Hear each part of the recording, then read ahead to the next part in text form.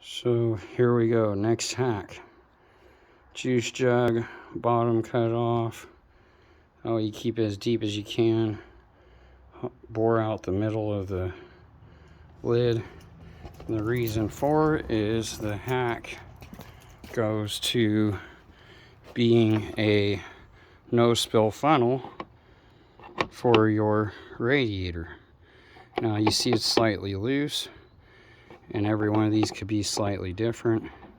So the best bet for that is to take electrical tape and wrap it around that lid, which is what we're gonna do.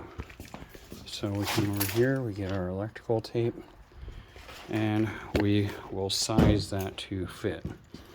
The reason for a no spill funnel or a jug like this is good for so you can burp the radiator system free of air without making a mess.